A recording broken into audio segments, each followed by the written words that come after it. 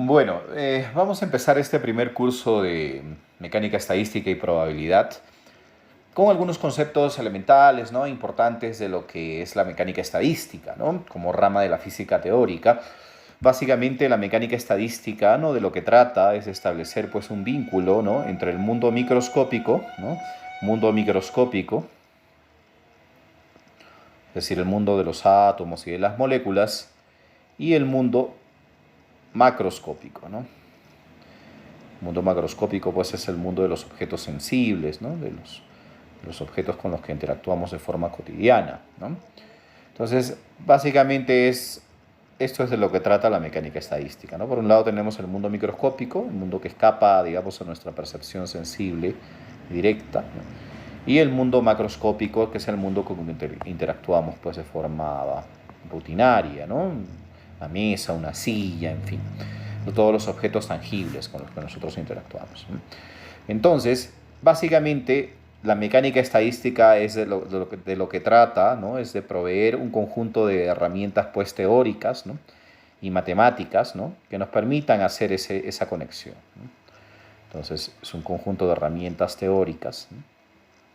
Teóricas y matemáticas, ¿no?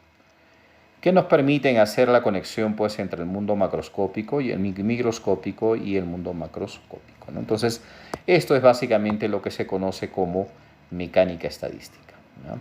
Mecánica estadística.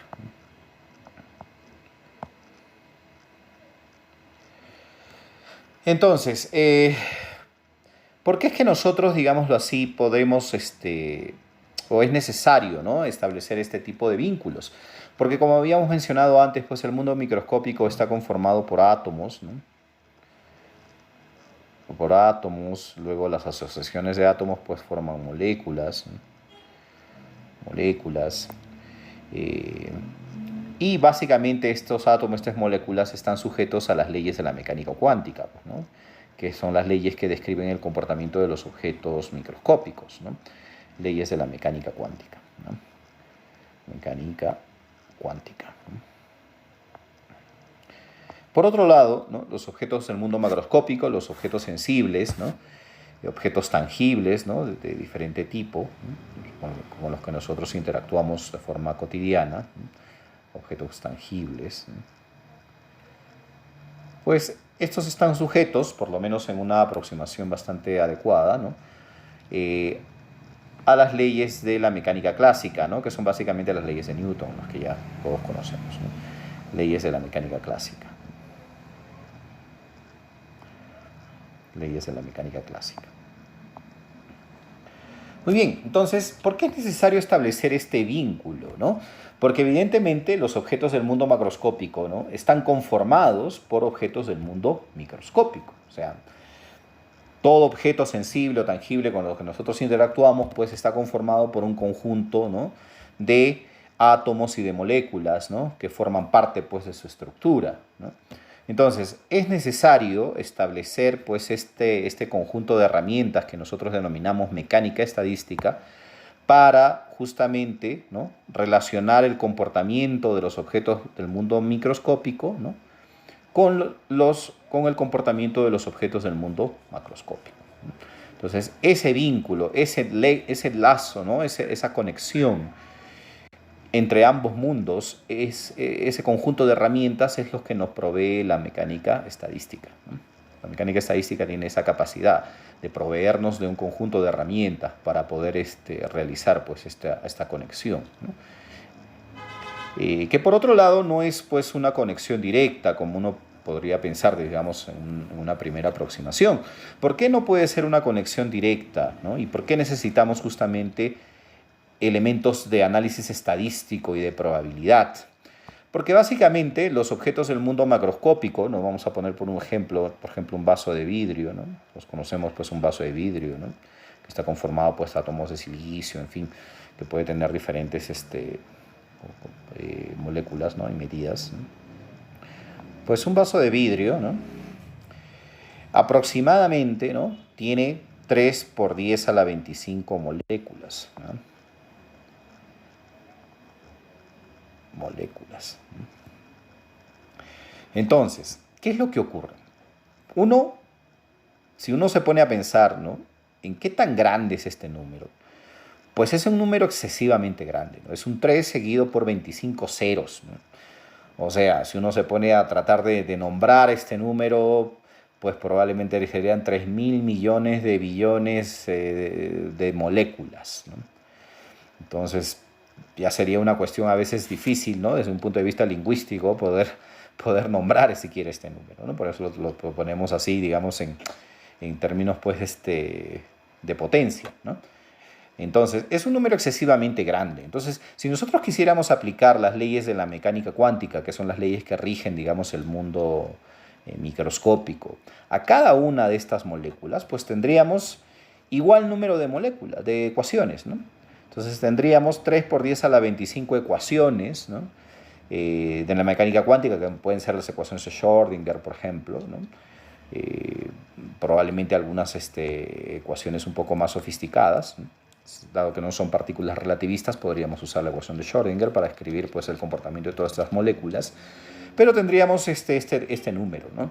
Probablemente, si es que tomamos en cuenta, pues, las interacciones, ¿no? Entre cada una de las moléculas, tendríamos que tener una energía potencial por ahí metida, ¿no? Entonces, algunas restricciones para este conjunto de ecuaciones y todo eso, pero estaría dentro de ese rango. Entonces, desde un punto de vista, pues, práctico y computacional incluso, sería muy tedioso y muy complicado, ¿no? De resolver, pues, este sistema, este conjunto de ecuaciones para obtener, pues, por ejemplo, la posición, ¿no? Y la velocidad de cada una de estas moléculas, ¿no? Por ejemplo, por supuesto, digamos, si tomamos en cuenta que estamos usando las leyes de la mecánica cuántica, lo único que podríamos obtener son probabilidades, ¿no? Para saber, pues, la posición y la velocidad, pues, de los 3 por 10 a la 25 moléculas, ¿no? Entonces, esto no es práctico, ¿no? Y evidentemente sería muy fácil cometer errores, ¿no? Incluso usando un supercomputador, digámoslo así. Entonces, evidentemente, la posibilidad de conocer el estado microscópico de cada una de estas moléculas, ¿no? Es muy complicado, muy difícil, prácticamente imposible. O sea, saber exactamente, ¿no? La posición, o por lo menos la distribución de probabilidad de la posición, la distribución de probabilidad de la velocidad de cada una de estas 3 por 10 a la 25 moléculas es prácticamente imposible. Entonces, ahí viene, pues, la necesidad justamente, ¿no? De tener, pues, a la mecánica estadística, ¿no? A la mecánica estadística, ¿no? Es ahí donde entra, digamos, la necesidad y la pertinencia, ¿no? De tener, pues, este conjunto de herramientas teóricas y matemáticas para poder hacer una descripción, ¿no? Digámoslo así, estadística justamente de los 3 por 10 a la 25 moléculas. Entonces, ¿qué es lo que a mí me interesaría de este vaso de vidrio? A mí no me interesa saber, digámoslo así, exactamente cuál es la posición y la velocidad de cada una de las moléculas que lo conforman, ¿no? A mí me interesa, por ejemplo, ¿no? Desde un punto de vista práctico y físico y macroscópico, tener 4 magnitudes, ¿no? De este vaso de vidrio. 4 magnitudes. Por ejemplo, sería una, el volumen, ¿no? El espacio que ocupa, ¿no? Sería la masa, por ejemplo, también me interesaría saber la masa, ¿no?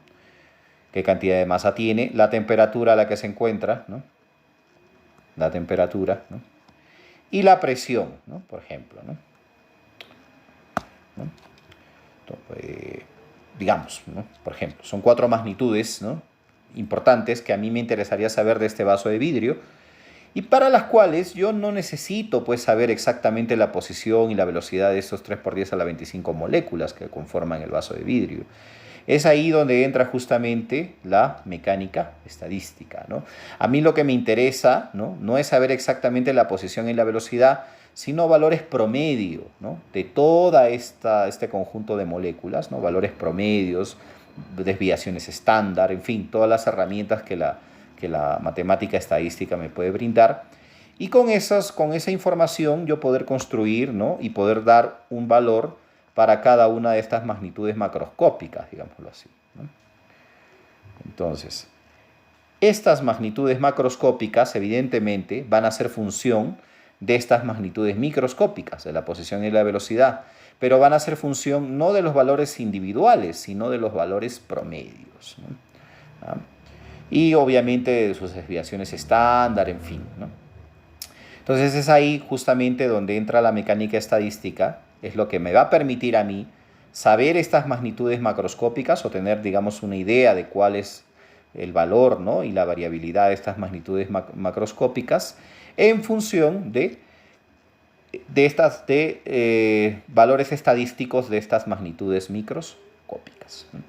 Entonces, básicamente, eso es la teoría de la mecánica estadística, ¿no? Nos brinda pues este conjunto de herramientas conceptuales y matemáticas que me permiten a mí hacer esta conexión entre magnitudes macroscópicas y magnitudes microscópicas. Bueno, entonces eso como primer concepto, ¿no? Y en relación pues a este tema, ¿no?, de mecánica estadística, me parece que es importante que esto se entienda con claridad, ¿no? ¿Por qué es necesario tener una teoría de mecánica estadística? Porque nosotros, digamos, en nuestra vida cotidiana, ¿no?, lidiamos pues con objetos macroscópicos, objetos sensibles, tangibles. Pero estos objetos tangibles, ¿no?, están conformados, nosotros ya conocemos eso, por átomos y por moléculas, que son objetos del mundo microscópico, que obedecen las leyes de la mecánica cuántica, en tanto que los objetos sensibles y tangibles obedecen las leyes de la mecánica clásica. Entonces es necesario hacer pues ese gap, ¿no?, esa conexión, ese puente entre ambos mundos, que no se pueden hacer de forma directa. ¿Por qué? Porque como hemos visto, ¿no?, los objetos del mundo macroscópico pues tienen una enorme cantidad de elementos, ¿no? Entonces es imposible estudiar con detalle cada uno de sus elementos. Lo que tenemos que hacer es un estudio estadístico para obtener, ¿no?, valores pues promedios, ¿no?, de estas variables microscópicas que nos permitan calcular, ¿no?, o estimar, digámoslo así, magnitudes macroscópicas. Las más importantes pues son estas: volumen, masa, temperatura, presión. Bueno, espero que esto haya quedado claro y estaremos avanzando en este tema de la mecánica estadística en